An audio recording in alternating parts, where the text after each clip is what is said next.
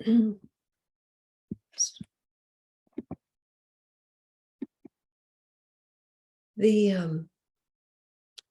great dilemma of life, and this is by no means profound, anybody could say this, is that it happens both on an inner and an outer level. And what is even more confusing, and it's been asserted by sages forever, but now it's also being wonderfully expressed by all these death and return experiences that people have, where the end of life comes, people die either suddenly or just by age itself, and then they spend some time being dead, and then they come back into this world, and they all tell us that it is not what we think it is. And it's really fun because we're moving into a higher age, and therefore many things that were esoteric and only revealed to a few suddenly become much more mainstream, much more commonly accepted. So all of the technological and social advances, communication advances, everything is all part of this ascending age. And one of the things that's part of that is the medical advancements that make it possible now for people to clinically die, spend a long time being dead, at least from their perspective, and then pop back into their bodies, and then write books and give TED Talks and travel all around the world, and just telling us that what you think is happening is not really what's happening. I mean, not that we don't experience it, but that the meaning and intention is very different. Now, this, of course, is not a revolutionary thought to sages and yogis and saints. They've been telling this all along, but that's a very discrete and specialized little group of people who have never had the credibility that dying on the operating table and coming back and talking about it. You have to tune into them. They don't come out to our world to tell us. But now it's, if you're paying any attention, and of course many people are not, but those of us who are paying any attention have this constant reinforcement of the fact that the inner reality is the dominant. This is what comes back when they come back from death and come back into this world. It's just that all the things that we were so worried about don't mean anything. The only thing that matters is what kind of a heart we have, what kind of compassion we have, what kind of kindness we have. One of my favorite stories from decades ago was by a Dr. Ritchie, and he was a soldier in the Second World War, and he died from the Spanish flu in a big army hospital somewhere in Texas. And he was like 21 years old at the time, and he hadn't been a very nice person. His mother had died when he was quite young. A wonderful woman came in to be his stepmother, but his mother's parents wanted him never to bond with his stepmother, and they filled his head with very bad ideas, and he was selfish enough to listen to them, is basically what happened. So he was a very unkind person, and he just basically never did anything for anyone. And he died. And when he met Jesus because he was a Southern Baptist, and that was who he would meet, but he met what he called in his accent, the Savior. He met the Savior who was there for him. And the Savior just asked him one question, and that question was, how much did you love? And in the book, when he tells the story, he's standing with the Savior, and 360-degree movie is playing around them, and it's every incident of his life happening absolutely simultaneously from the time he came out of his mother's womb. And Dr. Ritchie was profoundly embarrassed by everything he saw. because all he'd ever done was think about himself, take selfishly for himself, hurt other people's feelings without any regard for what he was doing. And then there he was in front of the Savior, and the Savior just kept saying, "How much did you love?" One of the sweetest parts of that story, which I adore, the only good event he could see on the whole 360 screen was that he'd become an Eagle Scout. And he kept saying to Jesus, "I'm only 21. I haven't had a chance yet." Jesus was having none of it. He was holding him responsible for everything he did, even when he was a little baby. How much have you loved? So Dr. Ritchie, because he was so embarrassed by everything going on around him, he sort of stretched his arms out. I guess he had some kind of a light body.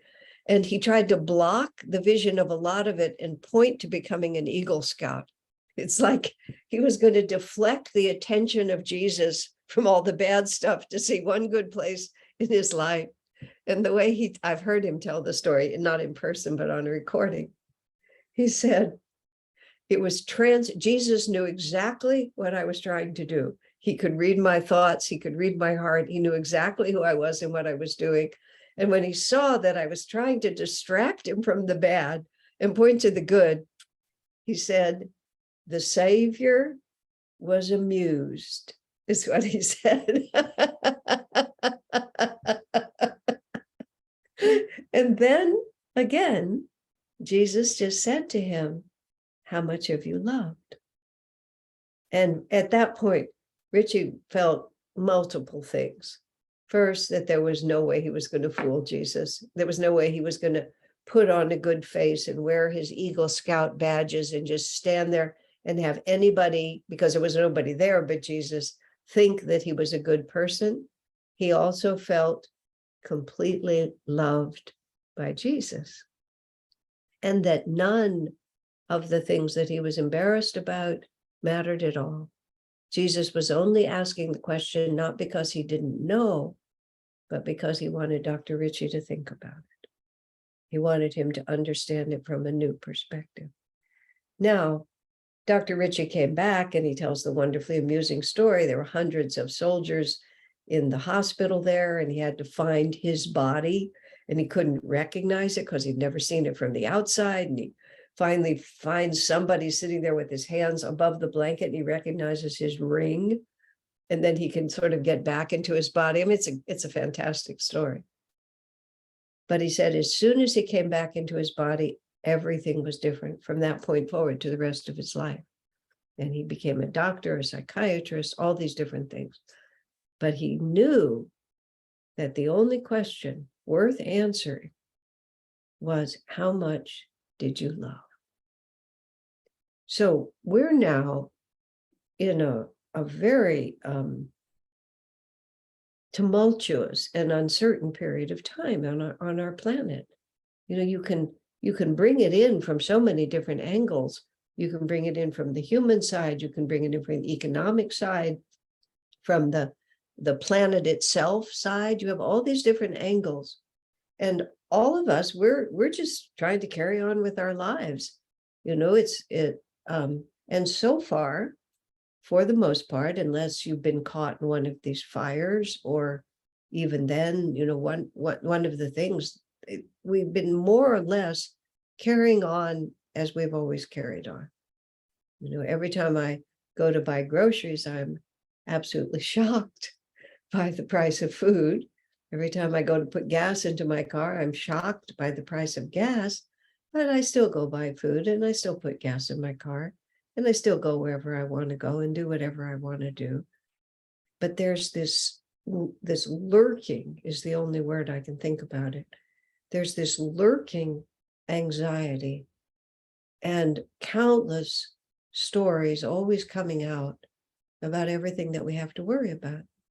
And we feel impotent in it. People had this really bright idea that we'd start educating children from a young age about all the problems of the planet. That has not really actually worked out very well, because it's made them feel quite discouraged and quite hopeless, and also quite put upon. You people have just messed up this world, and now you're expecting us to fix it. And you can understand it, instead of just sort of taking joyful responsibility, there's a tremendous amount of existential despair, coming in, because we don't know where we are. We don't know what to do. And what do you do about crazy people who have power on the planet now? And there's lots of them. I don't know what your politics are like. Ours has become, well, from a certain perspective, amusing, but from another perspective, unspeakably appalling. Just there it is. Now, if we only think in terms of the definition of our life is the external things we do, and if we only think that human beings are running this planet and all solutions have to come from the human mind and everything is a result of human egoic action and there's no other power, then I think existential despair is a very intelligent response. One understands why people drink and take drugs and endlessly watch television or do whatever else they do. But there's a whole nother dimension to this, which is why we're meeting together and why there's so few of us, where we have begun to understand on a much more profound level that the drama that we see unfolding in front of us is not in the hands of human beings, that human beings are merely tuning in to vibrations of energy as those energies are coming onto the planet. But the energies themselves are not emanating from egoic minds. In Autobiography of a Yogi, I had a month off and I spent it by myself, just as someone gave me a house to stay in, and it wasn't a total seclusion, but I was completely alone. And I read Autobiography of a Yogi from front to back cover. And I pick up the book and read it like everyone does often. But it's been a really long time since I read it from front to back cover. And it's no surprise, but it's an amazing work. And there's so much in it, just a paragraph here and a paragraph there, that if we really could comprehend just those paragraphs, everything about our lives would be different. And one of those paragraphs is where Master says that Jesus and Babaji are in constant communion and they are concerned about the direction of civilization. They're concerned about racial hatred, about religious bigotry, about the excessive and extraordinary materialism, about suicidal wars. They don't exactly mention climate change, but Master mentions it in other places. Just a disconnect between humanity and the natural world. And Jesus and Babaji together have planned the salvation of this age. Now, think about that. All of a sudden, instead of us just flailing around here with who knows what kind of power or lack of it, we have Jesus and Babaji in constant communion who plan the salvation of this age. And I was speaking to someone yesterday, remembering when Swamiji first moved to India in 2003, and then in 2004, he became connected with these television stations that reached millions of people in India. And so he began to pre-record an entire year's worth of television programs based on conversations with Yogananda, which was the book he had just published at that point. And it was a tremendous effort because these were half-hour programs and he was doing 365 of them in like a 6-week period. So it was a big effort for him to do that. And somewhere in the midst of that, or just as he finished, a young man came to Swami and he wanted to tell Swami about a unique experience he had. It was his habit to walk in the mountains, in the foothills of the Himalayas, and he liked to go out on treks by himself. And he was out wandering in an isolated part of the forest, this young man was, and he encountered a sadhu out there. And he realized that the sadhu that he was encountering was Babaji. He recognized him, and Babaji let it be known that, in fact, that's who it was. And they conversed on many levels. But Babaji told this young man to go to Swami Kriyananda and to tell him that Babaji was very pleased with the work that Swamiji was doing, especially the television shows. And this is the message from Babaji that this young man gives to Swamiji. I don't think Swamiji would have told us about it if he didn't feel it was a true experience. Otherwise, why would he clutter our minds with something he didn't feel was true? Now, my reaction, there are many reactions that you can have to this, but my first reaction was actually quite humorous on retrospect. Babaji knows about television? I mean, you think of him as living somewhere in the barren Himalayas, like where they wouldn't have television.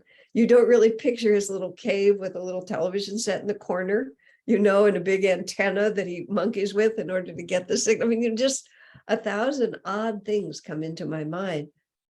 But it was so interesting to me to see how narrow my concept of Babaji's involvement in our lives is, and how little attention I had paid to those paragraphs in Autobiography of a Yogi.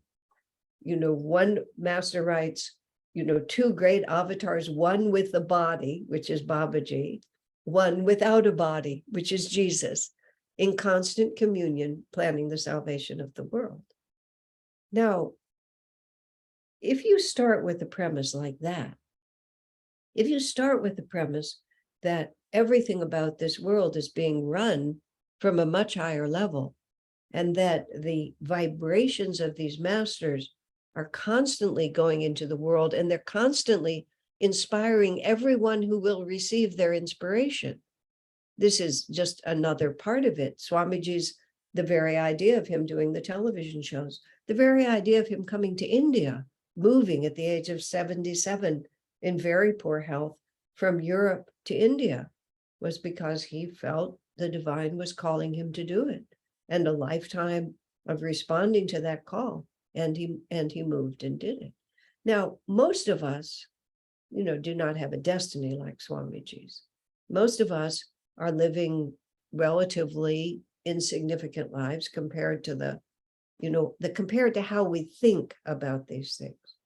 But there's a completely other dimension, which is also represented by Master in many things he said.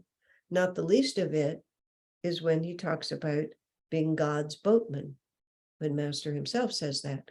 And that poem has many interesting lines, including, I will come back again and again, 1 trillion times if necessary. Do we have any concept of how big that number is? If necessary, crossing crags of suffering with bleeding feet, he adds in just for a little drama at that point. As long as one stray brother is left behind. One. So we have all these unexamined ideas that influence the way we ourselves relate to the masters and the way we relate to our own lives. Babaji and Jesus know that the world is in trouble, and they have planned the salvation of this age. They've worked it out. And right there in Autobiography, he enumerates what the problems are, and he pretty much sweeps them all in. Master tells us that he will not give up, he will not stop working for the freedom of even one disciple. I mean, he will have a whole incarnation for just one disciple. So the whole issue of, how do we have hope? How do we have hope for a better future? This is where I started this confusing dichotomy between the fact that our senses face outward, and we measure everything by what we see outside of ourselves. And even when we begin to meditate, the effort to turn off all that world and just concentrate on the inner world, it's a struggle.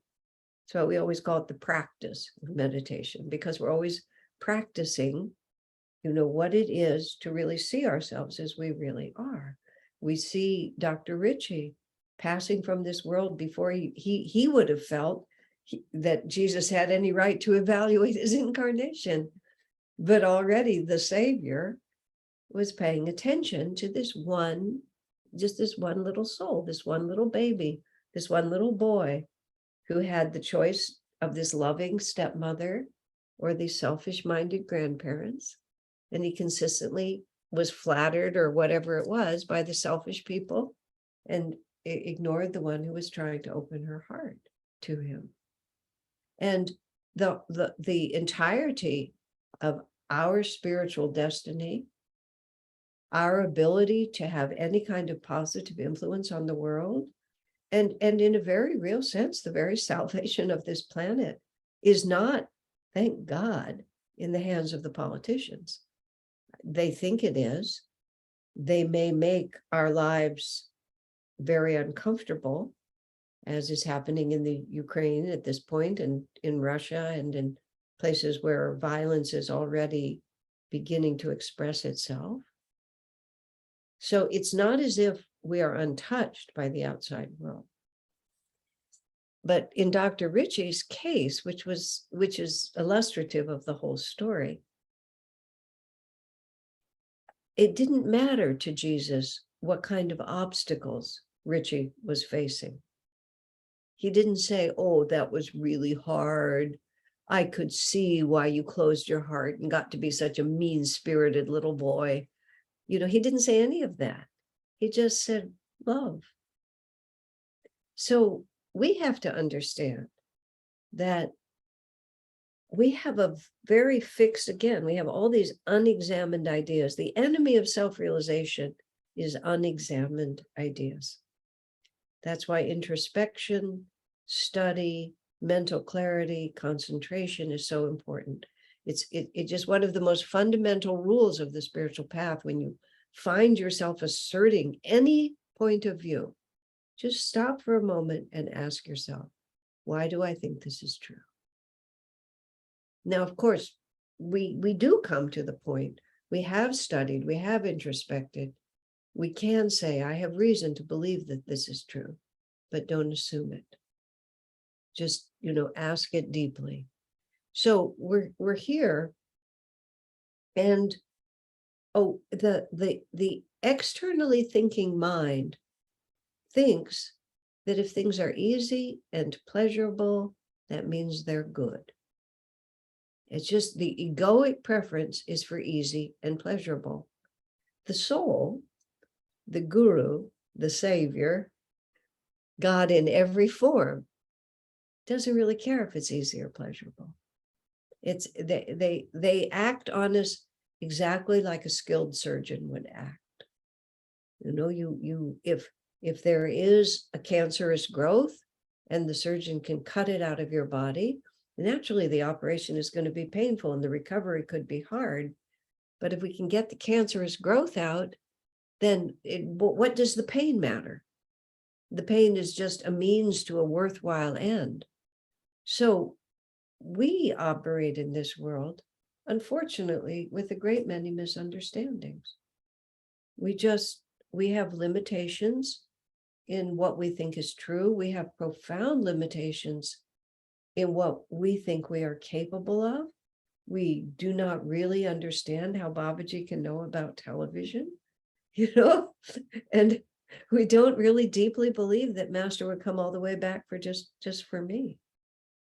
Sister Gyanamata wrote to Master so sweetly. She said, I know that Babaji sent you here and that you have a world-changing mission and you have all this responsibility. But Sister Gyanamata, his most advanced woman disciple, said, but I prefer to think that you incarnated just for me. And Master liked that she said that, rather than scolding her in any way. And she, in her highly advanced state, as selfless as she was, knew that that was an entirely proper way to feel, because it's a love affair, and that's all that it is.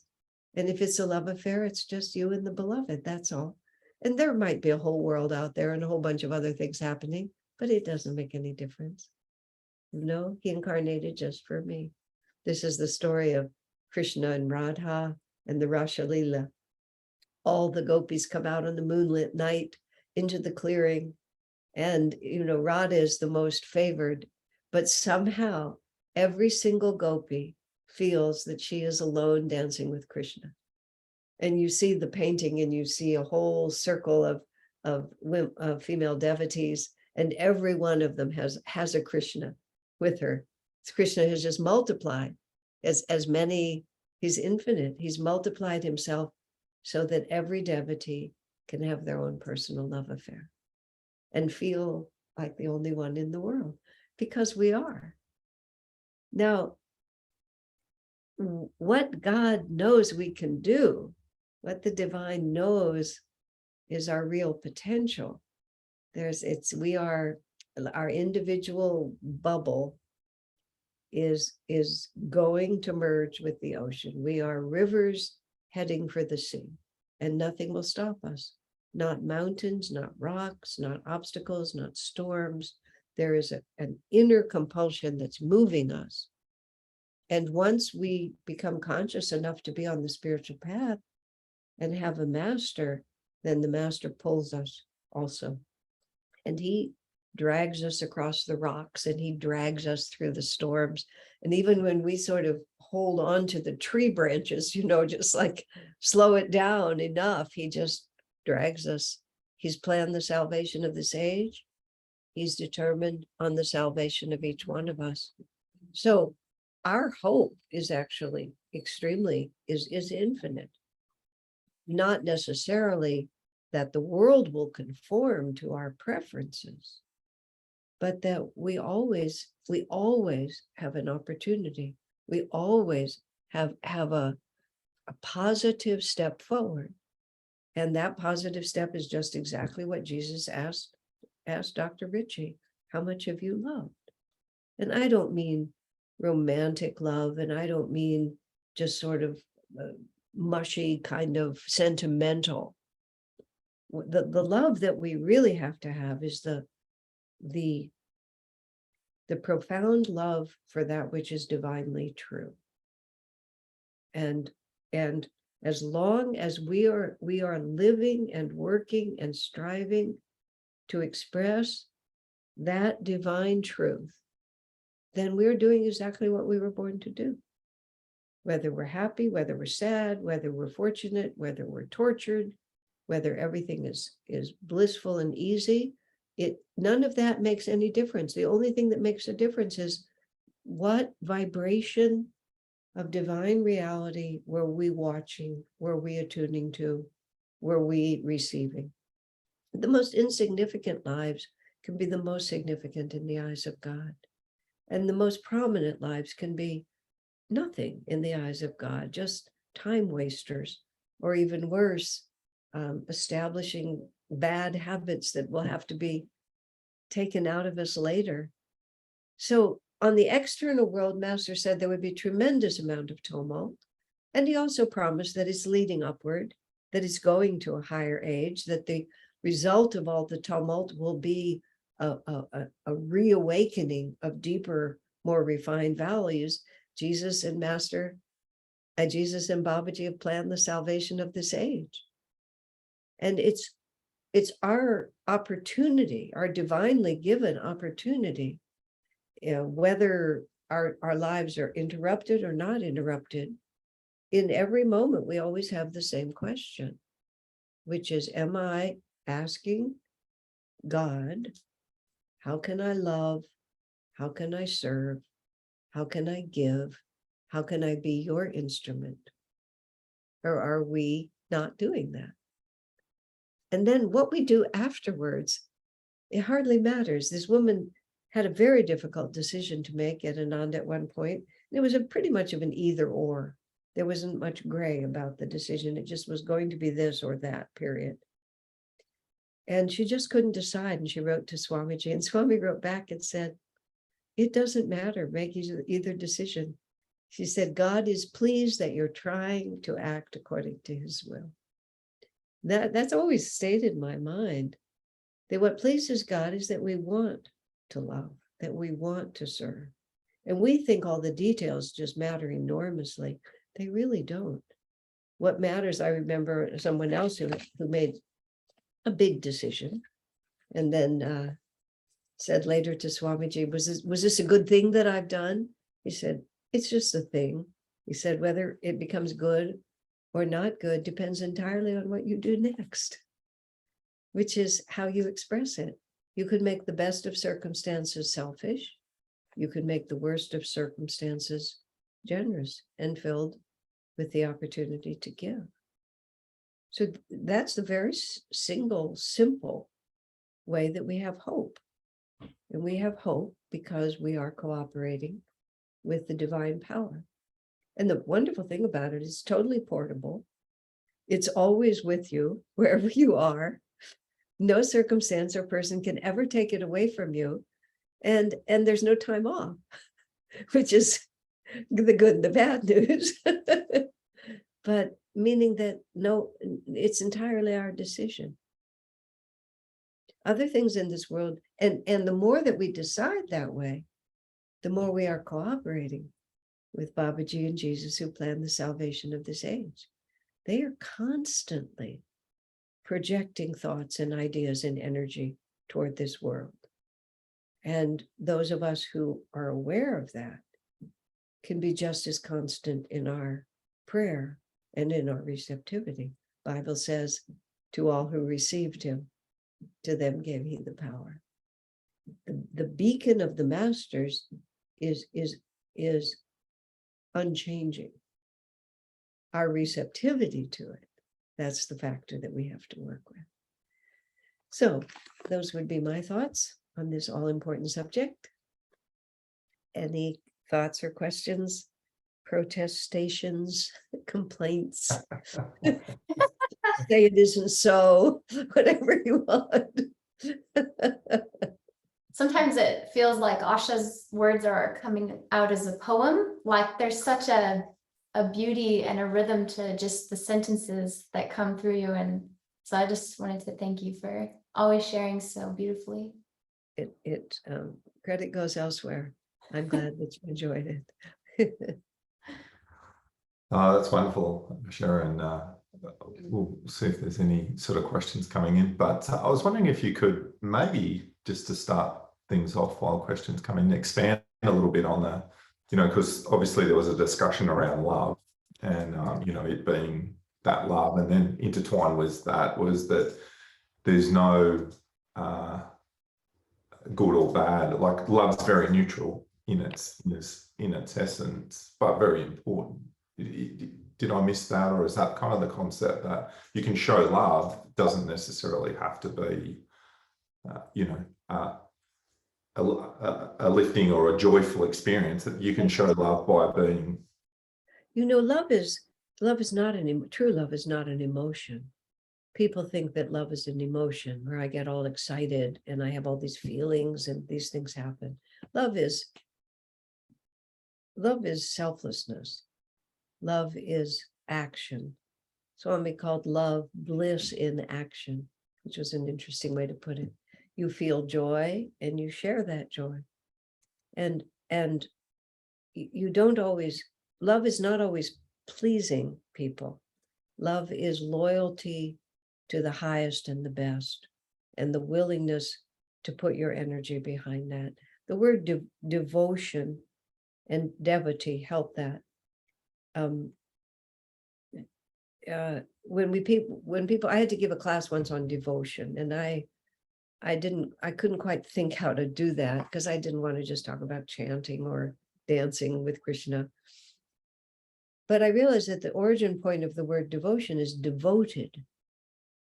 And a lot of times when we think about love, we also think about devoted. He's very devoted to his wife. She's very devoted to her children. He's very devoted to his art. He's devoted to politics. It's where you put your energy and what you think is worthwhile for you to put your energy into. And when you're devoted to something, obviously you admire it, you think it's uplifting, and it energizes you to do that. That's what real love is. That's why Swami called it bliss in action, because you can feel, when you feel the power of the divine in you, and there's an impulse within you to share that, you become devoted to serving the world. But what moves you to do that, it begins with that impulse of bliss, which is the divine awareness within. It's a good question. Does that help? Oh, it's wonderful. Yeah, that's fantastic. Yeah. So you could be very impersonal. I mean, many people are devoted to truth, Mm. and they can be very jnanic or very impersonal and not at all expressive in the ways that people think of love. But that love of truth, people will die for that, give their lives to the principles that they believe in. I mean, what greater definition of love is that than total self-sacrifice? Christians going into martyrdom, it's people being executed rather than repudiate their faith. I mean, that's a powerful kind of love. Mm. Yeah. And I guess on expansion of that is the reason why we've been given free will. So it's almost the basis of that story of, Jesus standing in front of and saying, well, where have you given love? Well, that's the free will. You had a choice from the moment you're born. Yeah, the way Master says it is so clear that thoughts are universal, not individual. That we merely tune in and reflect vibrations of consciousness that are there.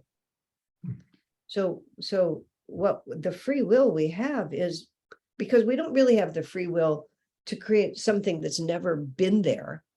And we don't have the free will in the sense that we already have a body, we have all the culture that goes with it, we have so many things. You can't just take my little 2 hours of the afternoon and cut it out from all of reality, all the causes and effects. So you don't really have free will. You have the freedom, though, to choose among the many influences that are bombarding us at any point. The vibrations, we can decide which ones we're going to tune into. And right now, Swamiji said, tremendous amount of cosmic energy is being directed at this planet because we're in this transition into a higher age, and everybody's feeling the energy. And some people understand that this is being sent by Babaji and Jesus and all the great masters, whatever you want to think about it. You don't have to identify it by name, but there's this cosmic upliftment potential coming in.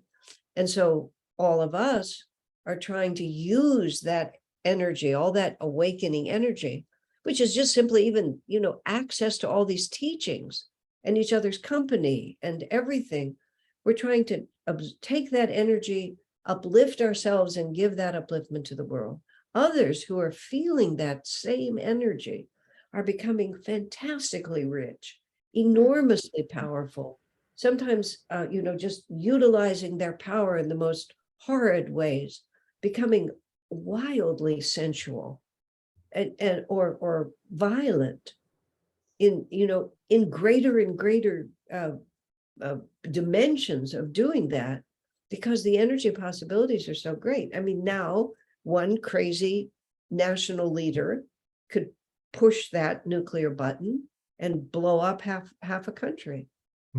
And they could, one person could do that, or almost one person, but you understand, because everything is happening on a higher level. But by the same token, all who receive that energy, we become more, the light force is also becoming more and more powerful. I'm actually very optimistic, not that things are going to be easy and pleasurable, but that the light force is fantastic right now and is being received in the most interesting and fascinating ways all over the world. And the shadow people is what I call them, because I don't say light and dark anymore, because there is no such thing as dark, but there's shadow. But even shadow requires light. Mm. You can't make a shadow unless light is hitting it. But the shadow people are blocking the light and reveling in the shadow. But they can't diminish the light. They can just block it for a time, and then they're going to have to get out of the way, because the light always wins in the end. And so also, if it's not the happy ending, it's not the ending. Because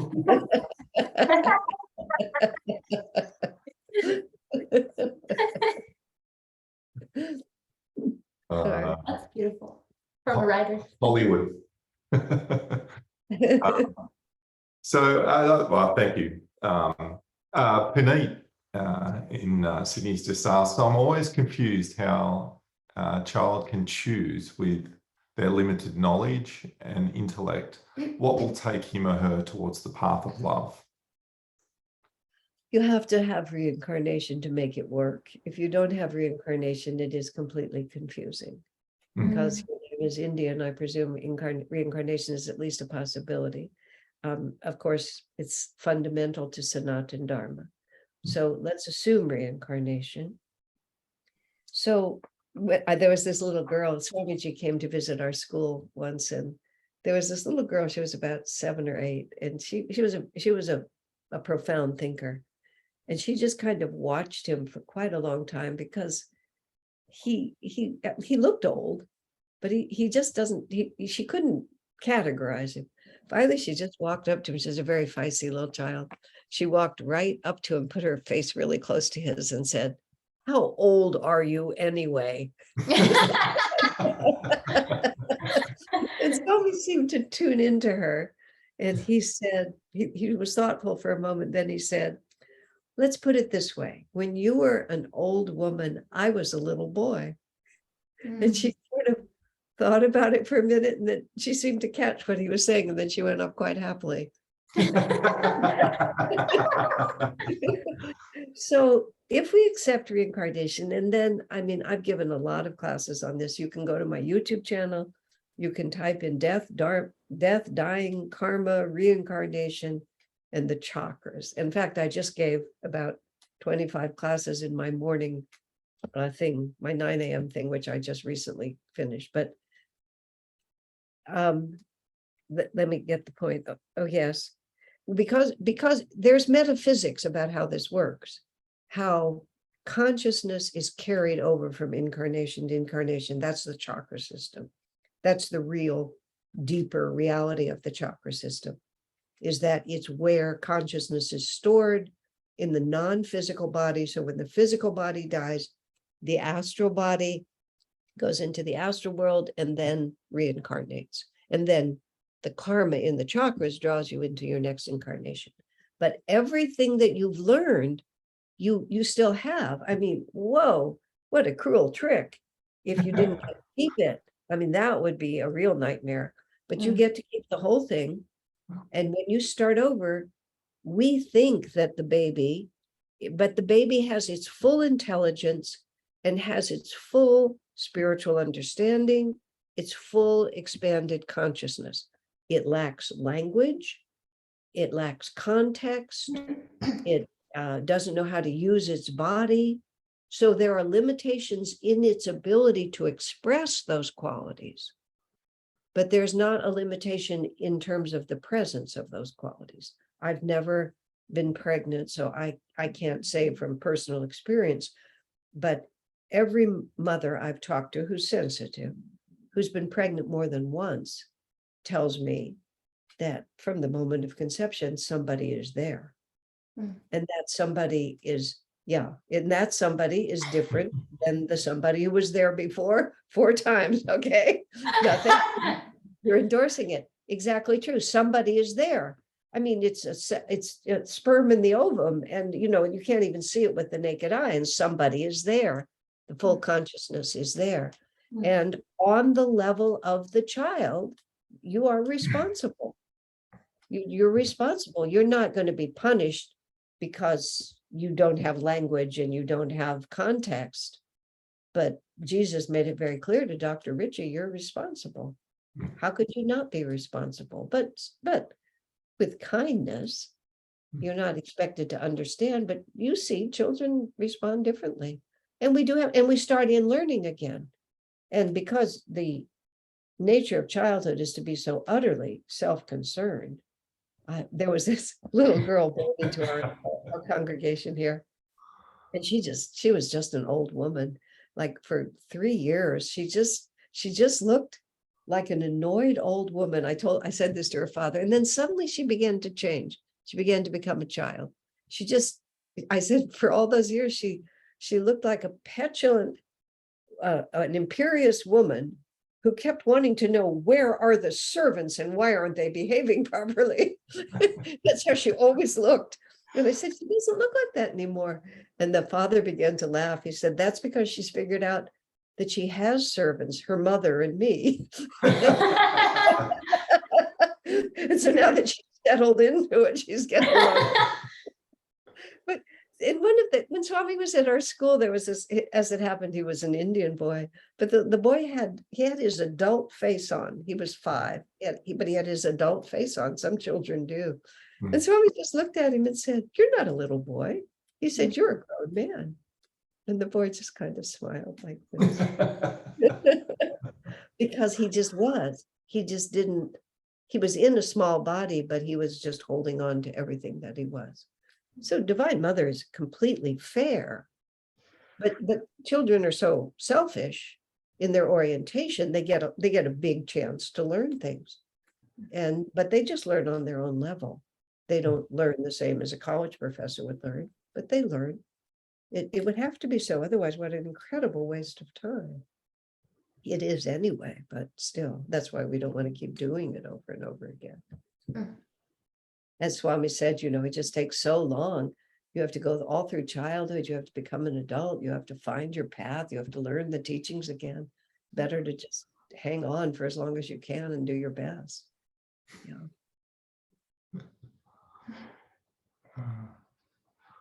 It's always fun to hear the perspective around the growth of children and how, because there's such pure examples in a lot of ways, the feedback is almost instant. So thank you for, I think that the great one is that, if it wasn't truth, then you could imagine just mini-me's everywhere of their parents. And we know that that's not the truth. Every child's completely different. Yeah, that's exactly true. So there has to be something carrying through. I mean, reincarnation, I can't sell it to anybody, but my goodness, it takes what is otherwise completely incomprehensible and really truly insane and makes it reasonable. And when you add in a real understanding of how the chakras work, then you sort of see the metaphysics of it. It's not so incomprehensible at that point. Puneet just says, thank you, that was really helpful. And then we have another question from Nicola, and Nicola from Nikki, Alice Springs. She's saying she's found that people really object sometimes to that idea that it's all up to us, because they point to those who are subjugated or don't have the same range of options. And she's saying, but interestingly, it's generally people who do have an abundance of choice who are the ones that tend to object to that idea. And so I think she's just looking for your thoughts on that. There are, okay, let me think how to say this. Just first, I wanted to add to Puneet, just because children have full consciousness and full intelligence does not mean the parents can just let the children make the choices. The role of the parent to mold the child's character is enormously important and should never be, you should never surrender to the child just because they have the potential. They are a child, you are the adult. You have to, you have an obligation. I only said that. I've been having some discussions with various adults, and it's an issue. Now let's come back to what you're saying here. The law of karma is extremely annoying. And it's a very, very, very, very difficult pill to swallow. It just is. And it takes, at least it's taken me many, many years to just really understand, because you see, if karma is true anywhere, it has to be true everywhere. And that means you look at some seemingly innocent person, innocent animal, and you do not want it to be the karma of the individual who's suffering. I mean, you just don't. And Master himself protested to Divine Mother. This is what he himself said, that why do you have to teach your children so much through suffering? He just thought it was a very bad system, because any compassionate heart, regardless if you say, well, he's being punished because he's deserved it, he's being punished. He looks miserable. You don't want him to be suffering. You want to help. So you just have to start with the fact that it's a hard sell and you have to choose your battles, because it's just too much. But it doesn't follow that it's only up to us. That is also one of the enormous ignorances of this age that Jesus and Babaji are working to overcome. We are part of a greater reality. And the problem when people say it's all up to us is the personal pronoun to almost everyone means the ego self, the self identified with this limited body, with these limited conditions, with this limited perspective, and it's all up to me. And of course, we find very quickly that it isn't, because we can have all kinds of intentions and they simply don't come true. We don't have that kind of power. Plus, the ego makes very stupid choices because it chooses easy and pleasurable instead of powerful and victorious much of the time. So that's part of the problem. It isn't really all up to us, but we have the free will to choose our influences. But we can't manufacture new influences or act like we're acting independent of the world around us. So that's the limitation of that thought. But when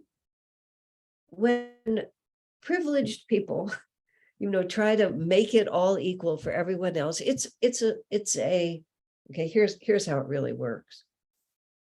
There are 4 castes: the Shudra, the Vaishya, the Kshatriya, and the Brahmin.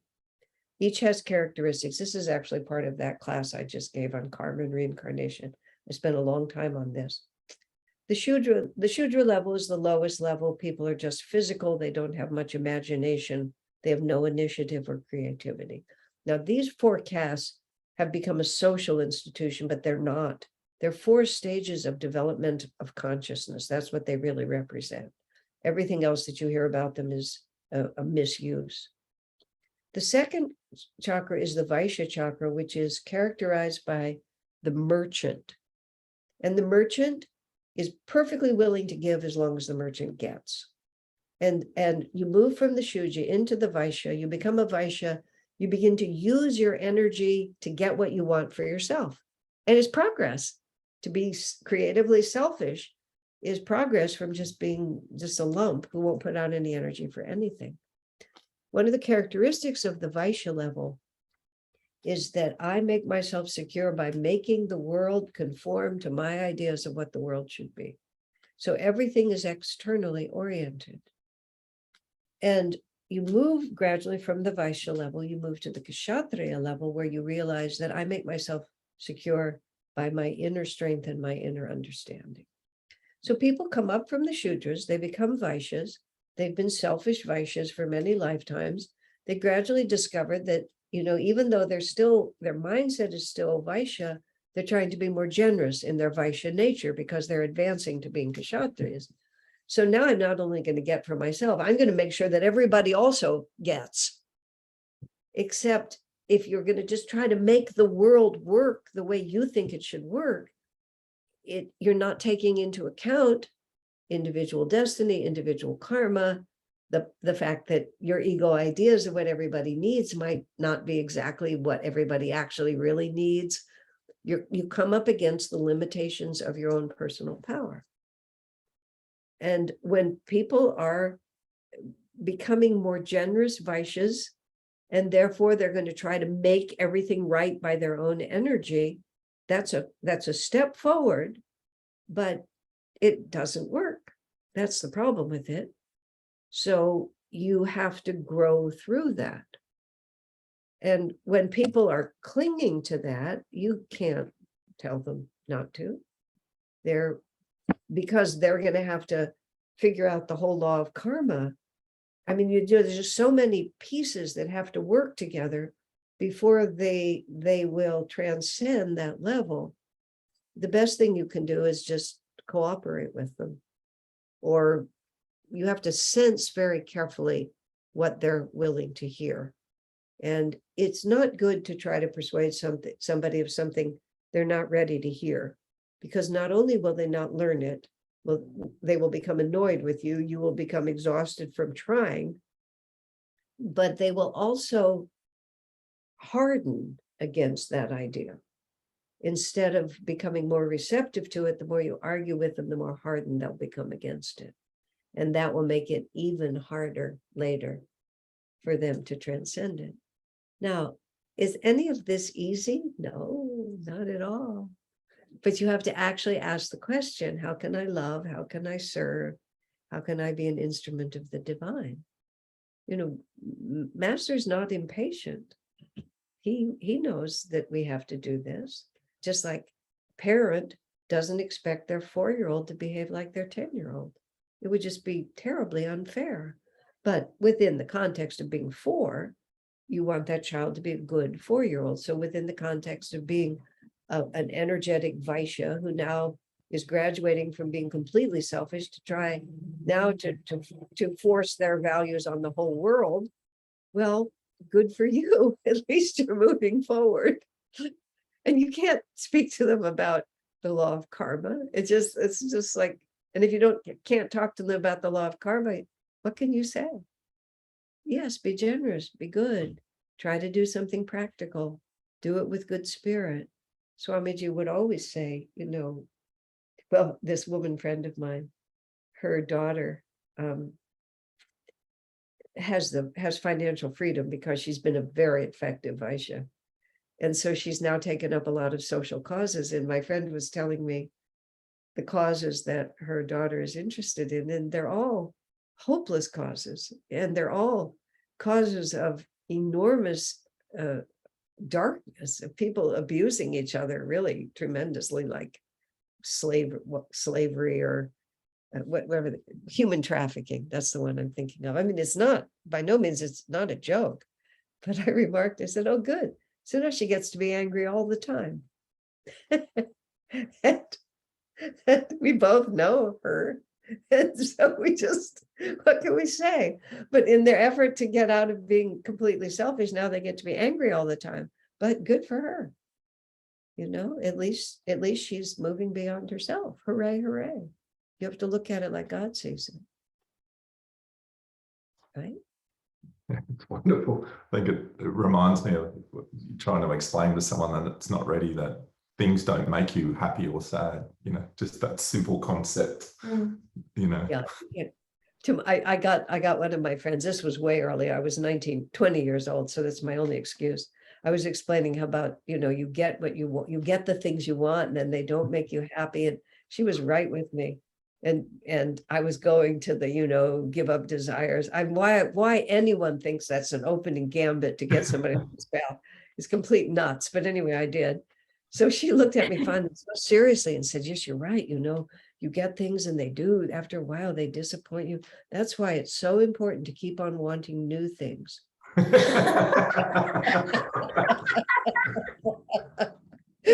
thought, I don't think this is going to be my first convert. I think something is wrong here.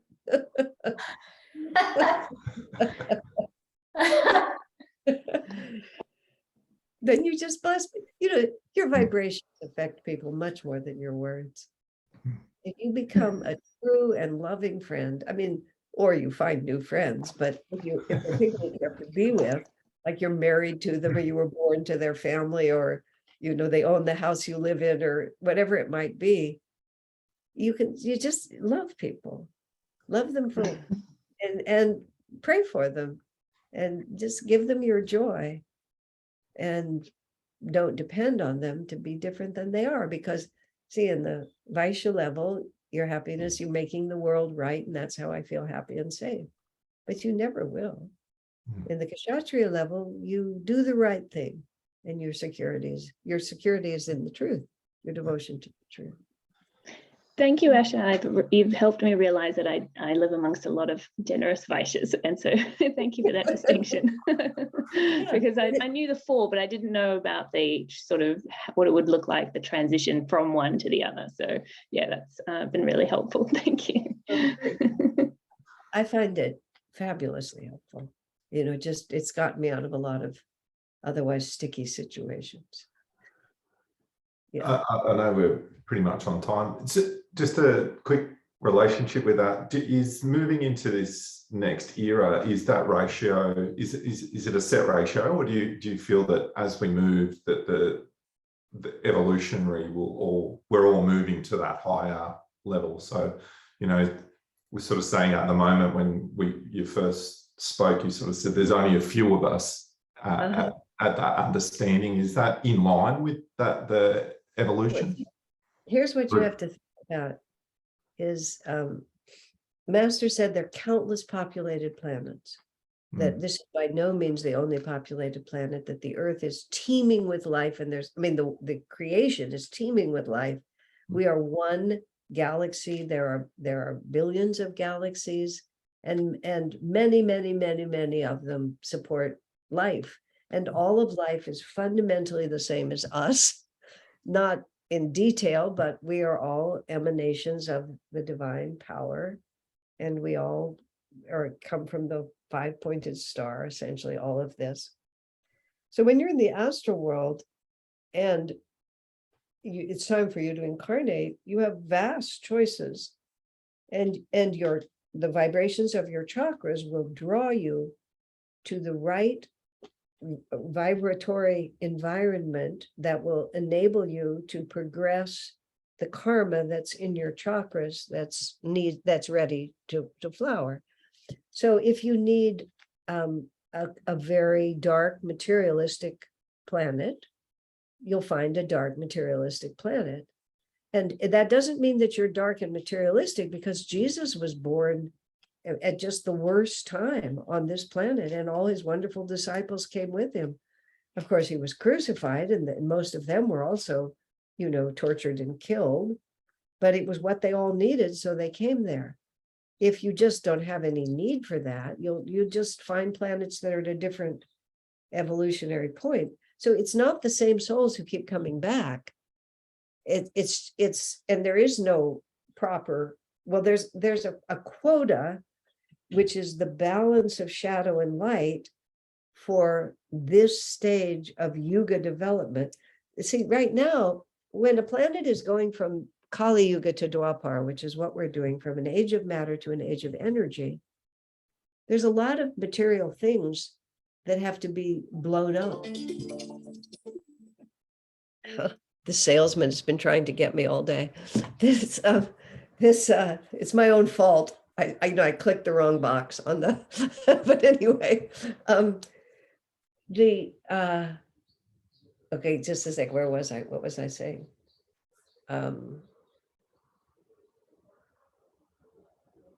Oops, remind me. Can anyone remember what I had just said just a second ago? Oh, yes, I remember now. To get from Kali Yuga to Dwapara, it's a very tumultuous age, and a lot of stuff gets to be destroyed because people are going to fight with each other. They're going to blow up buildings. They're going to have wars. And a lot of people get to be really mean and get to have a lot of icky power, all this. So there's a lot of what I lovingly call Divine Mother's rowdy children who incarnate at a time like this because it gives them so much freedom to be awful, because all the rules are down, just all the social mores are down, all the prohibitions against self-indulgence are down, all the principles against greed and selfishness, they're all down, everything is down. And so, wowie zowie, this is a fantastic opportunity for rowdy children to test out a lot of things that they don't get to test out usually, and find out how it works for them. Like, so they can go to the astral world, and Jesus can say, or some lesser being than Jesus will say, so how did that work for you? Did it make you happy? Did you end up feeling that you got what you wanted? But they need to learn that. So we get to share it with them now. So my point of view about everything that's going on now is like, this is early Dwapara Yuga. What did I expect? I must need to be here, or else I wouldn't be here. I would be like Sri Teshwar said, if I was too good for this world, I'd be adorning another. But I'm not. So I must be just right for this world. And what I mean by that is not that I match it, but that I need to be with these rowdy children because I have something I have to learn, because they scare me. I mean, that's a starting point. They frighten me. And anything you're afraid of is karma that you have to face. Thank you. That's wonderful. I think, yeah, such a blessing as always to have you join us and share your wisdom. Would I be so bold as to ask you to finish us with there's no more questions, with a healing prayer or Yeah, let's do that. Let's yeah. do that. You know, earlier when I didn't hear the music and you were sort of saying, oh, we're working on it. I led a Kriya meditation for something in India, some India group. And at the end, I gave what I thought was a really deep and wonderful healing prayer. And there was this kind of a little bit of noise on the side. And I never opened my eyes and I never stopped to listen. Of course, I was muted the entire time. It was just like, and they were, they kept trying to say something. I didn't hear them. Anyway, so yeah, let me make up for it. Let's do it.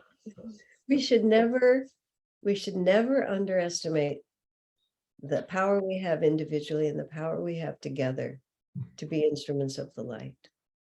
And we should pray every day to Jesus and Babaji and say, you planned the salvation of this world. Let me add my little tiny bit of energy to that. And it doesn't matter how it looks, because meaning how small we may feel individually or as a group, because the power of the masters will flow through us. And that power has its own intelligence, and it will find its appointed destination, and our concentrated goodwill will just lift the energy. And once that energy is received by someone else, it has its own intelligence, and it inspires that person to move forward. So we are always doing so much more than we know. So much more than we know. So in that spirit, even now with, with your country, with Australia, or let's just call it the country, because we're all just visitors. There is an effort being made by people of Ananda, but acting on behalf of Jesus and Babaji and Master, to try to help bring more of Master's ray to Australia. Swamiji always, from the beginning, talked about establishing Ananda's energy in Australia, made a few efforts during his lifetime.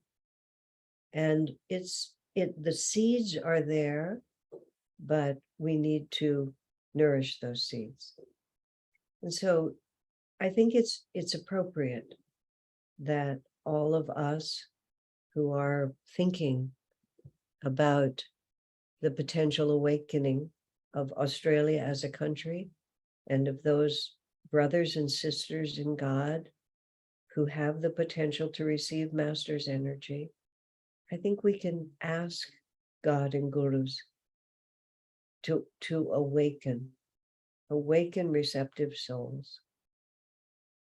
And I think it's very appropriate for us to ask to be instruments of that awakening to the degree that we are able, whether in external ways that we see, or just merely by our loyal commitment to the ideals of our masters. So let's visualize, the the great Himalayan gurus, the power of Divine Mother herself coming through Master Sri Yukteswar, Lahiri Mahashaya, Babaji, Jesus, Swami Kriyananda, and all those who love God and would be uplifted by this and see that power flowing through and then flowing through us, that we act not for ourselves, but on their behalf. And let us send out a soul call to our sisters and brothers whom we haven't yet met, who will be dear to us, who have been dear to us, and have within them the longing to have a deeper experience of the divine.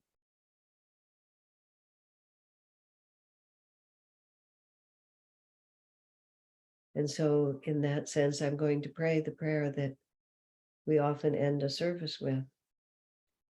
May thy love shine forever on the sanctuary of our heart's devotion. And may we be able to awaken thy love in all hearts. Let's rub our hands together now and send this prayer out on the vibration of Om, that all those who are able to receive it feel the touch of light from the masters. Om.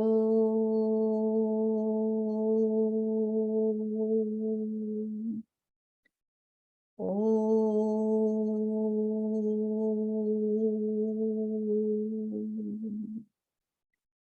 Om.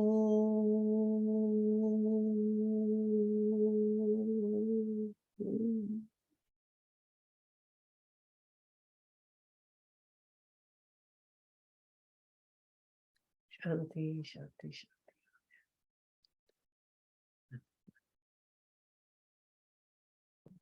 Thank you, Asha, for being with us. It was lovely to have you. My pleasure. And I will see you in months, but I will see you half a year. Then I'll be there with you. It'll be great fun. All right. God bless you. And thank you, everyone, for coming.